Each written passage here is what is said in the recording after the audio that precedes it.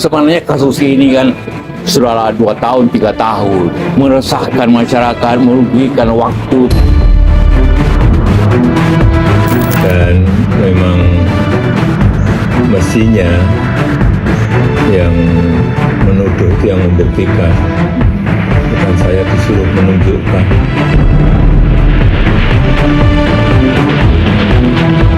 Testing in the water, kalau orang bilang itu istilahnya dia coba-coba.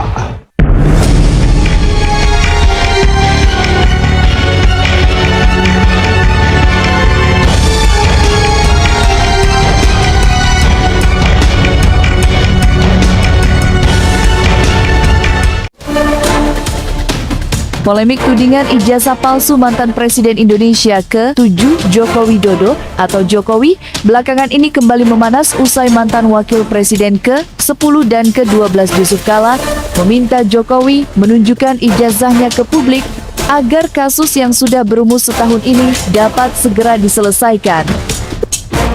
Menanggapi permintaan Yusuf Kala, mantan presiden 2 periode itu menganggap jalan pikiran mantan koleganya di pemerintahannya dulu itu keliru. Menurutnya, pihak yang selama ini menuduh ijazah strata S1 miliknya palsu yang seharusnya membuktikan tuduhannya. Respons Jokowi terhadap pernyataan Yusuf Kala sontak saja membuat banyak kalangan ikut berkomentar. Bagi Jokowi, pernyataan Yusuf Kala tidak sepenuhnya benar. Menurutnya, polemik yang berkembang tidak sampai pada tingkat yang mengancam stabilitas sosial. Seperti diketahui, belum lama ini Yusuf Kala melaporkan Rismond Syanipar ke Bareskrim Polri. Rismond dilaporkan dengan tuduhan pencemaran nama baik dan fitnah setelah menyebut Yusuf Kala sebagai pendana polemik ijazah Jokowi.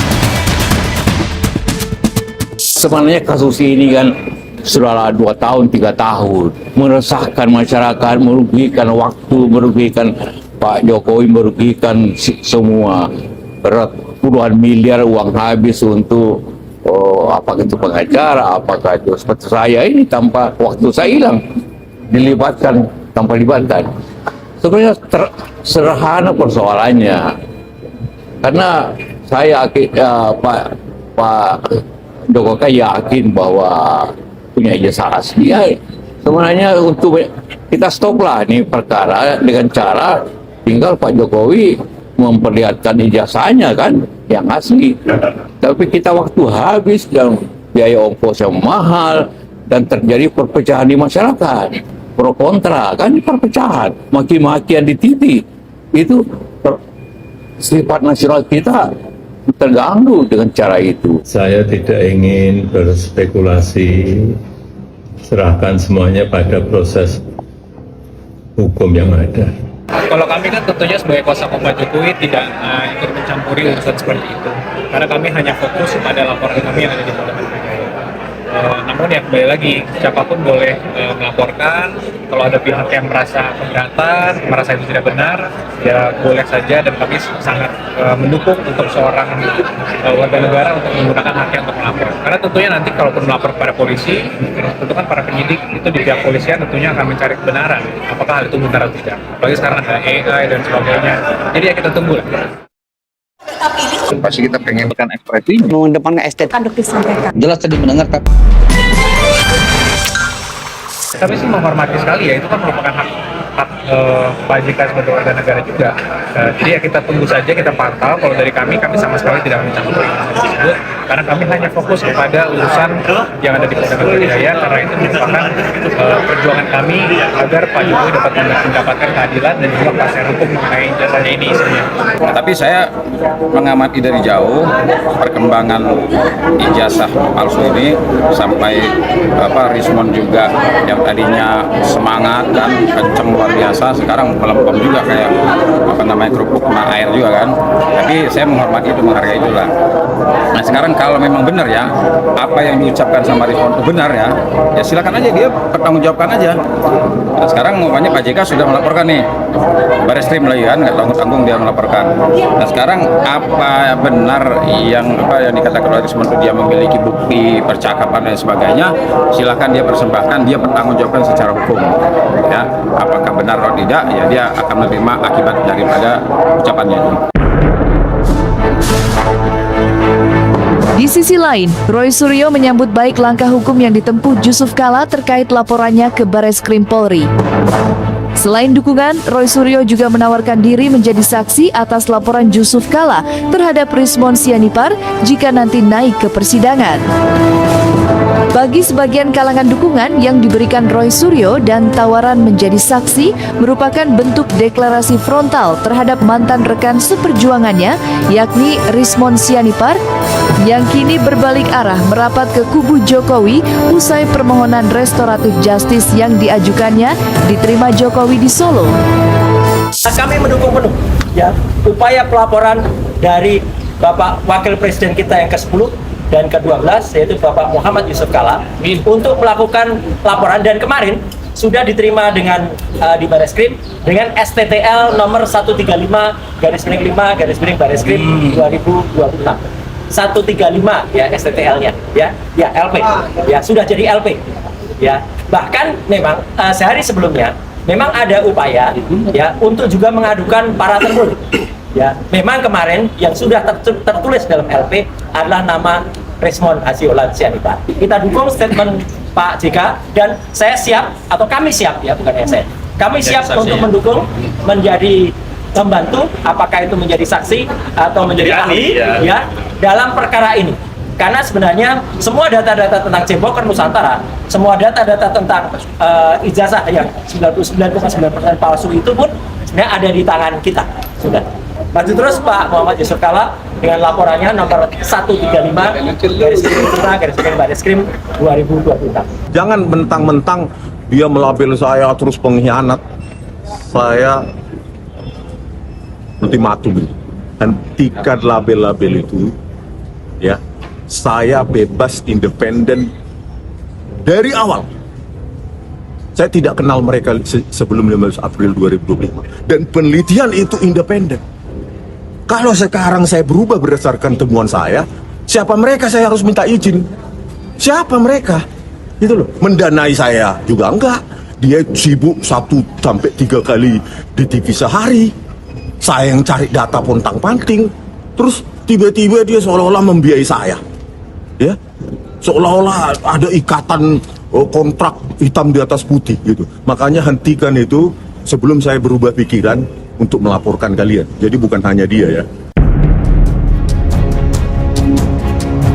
Di tengah memanasnya polemik ijazah Jokowi, muncul isu jika di balik restoratif justice yang diajukan Rismon Sianipar, Joko Widodo menggelontorkan uang senilai 50 miliar pada Rismon agar mau berdamai. Menanggapi isu liar yang kini berkelindan di tengah masyarakat, mantan orang nomor 1 di Republik ini dengan tegas membantahnya.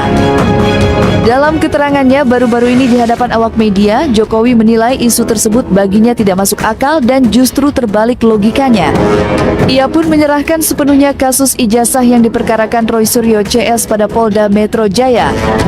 Dan yang menarik dari isu tersebut muncul pertanyaan di benak banyak orang, siapa di balik isu Jokowi memberikan uang puluhan miliar pada Rismon?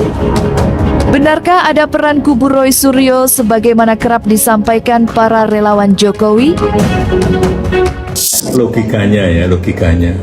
Beliau ini tersangka, ya kan? Kemudian minta RJ ke Polda Metro Jaya, ke penyidik, karena kewenangan ada di sana. Tetapi harus mohon maaf kepada yang dituduh pada saya maafkan. Masa yang kita yang dituduh malah memberi duit, logikanya gimana sih? Oh, yang tersangka beliau ke sini kita maafkan, kok saya masih memberi duit, itu gimana logikanya? Harusnya beliau tersangka memberi duit ke saya supaya dimaafkan. Logikanya seperti itu, jangan dibalik-balik lah. Nah, logikanya kan seperti itu, gimana? Duit siapa lagi, duit segede itu dari mana? Dan saya tegaskan hari ini, tadi juga ditegaskan oleh Bang Aka, Mas Roy, tidak ada satu rupiah pun yang masuk ke kantong kami. Tidak ada donatur, tidak ada bohir. Dan ini ternyata berkelindan dengan apa yang sekarang sedang diupayakan oleh Rismon Sianipar untuk mendapatkan SP3. SP3-nya Rismon ini rupanya tidak mudah, seperti ES dan DHL. ES dan DHL tidak ada perjanjian restoratif justice. Hanya datang ke Solo, understanding di antara kedua pihak, beberapa hari setelah itu keluar SP3 dan tidak ada permintaan maaf. Tetapi respon hari ini mendaki gunung yang sangat tinggi untuk mendapatkan RJ. Karena apa? Kalau kemarin kita lihat sudah ada penandatanganan kesepakatan RJ di Polda Metro Jaya, artinya ada kewajiban yang harus dipenuhi oleh Rismon. Saya kira salah satu kewajiban yang harus dia penuhi adalah membuka siapa dalam di balik gerakan ini yang dituduhkan kepada kami. Saya katakan itu belum tentu berani saya katakan itu, tapi prosedur yang kita sudah jalani, ya seperti Anda ketahui semua bahwa proses RJ ini kan cukup serius dan memang karena kita lakukan secara prosedur UHP yang baru. Ya, sehingga sampai hari ini Rismon tidak mampu untuk mengungkap siapa yang ada di belakang gerakan ini, karena memang sejak kami memberikan pendampingan hukum, bahkan jauh sebelumnya dia telah melakukan penelitian 11.000 triliun % ijazah Pak Jokowi palsu. Memang karena nggak ada orang besar, tidak ada bohir, tidak ada tokoh besar, tidak ada orang yang punya pengaruh besar dalam gerakan ini. Sehingga Rismon sampai hari ini belum mendapatkan SP3 karena apa? Syarat-syarat yang diinginkan Pak JK itu belum dan tidak akan mampu, Pak Jokowi itu belum dan tidak akan mampu dipenuhi oleh Rismon. Tuan, dalam kesempatan ini khususnya untuk Bang Rismon itu sudah disetujui permohonan dari Bang Rismon itu pada Pak Jokowi. Atas persetujuan Pak Jokowi tersebut tentunya harus kita hormati, dan ini merupakan tanda juga dan ini menunjukkan sikap kenegarawanan Pak Jokowi juga. Jadi masalah nanti teknisnya itu kami juga masih menunggu dari pihak Polda Metro Jaya. Yang jelas kami sudah memberikan melengkapi semua persyaratan administratif yang dibutuhkan sebagai kelengkapan untuk melakukan RJ tersebut. Ya, memang kalau permintaan dari Pak Rismon sendiri adalah demikian. Dan untuk permintaan tersebut sudah disetujui. Namun karena ini sudah di tahap penyidikan dan sudah ada penetapan tersangka dan sebagainya, tentu ini merupakan kewenangan para penyidik nanti untuk menentukan. Tapi tentunya harapan dari seorang pelapor ataupun seorang korban yang sudah melakukan RJ tentunya untuk perkara ini diselesaikan. Ya, mungkin kembali lagi, tentunya ada hal-hal administratif dalam suatu penyidikan kan. Jadi kita tetap menyerahkan ke penyidik karena mereka sebagai pihak yang berwenang.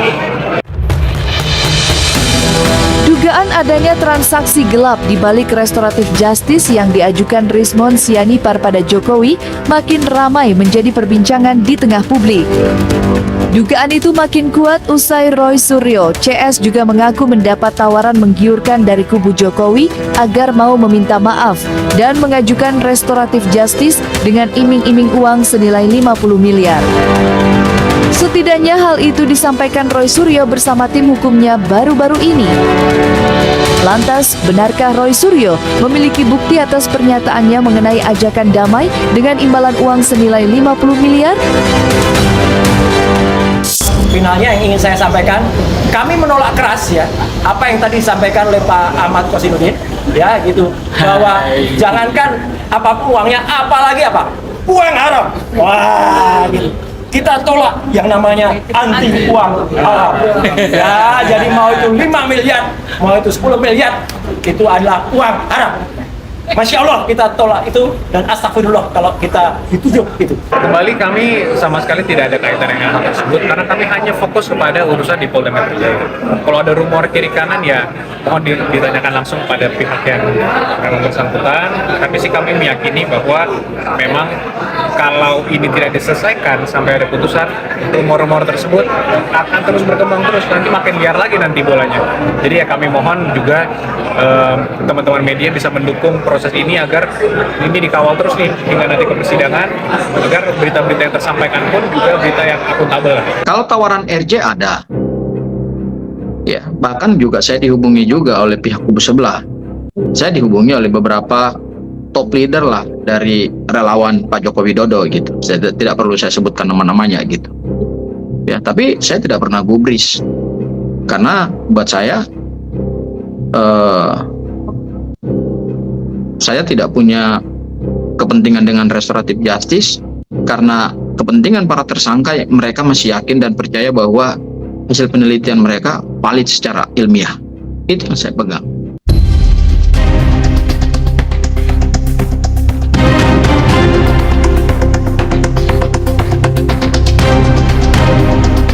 Nah, Selesai sudah, Cumi Lovers. Jangan lupa untuk like, subscribe, dan juga share channel YouTube Cumi Cumi.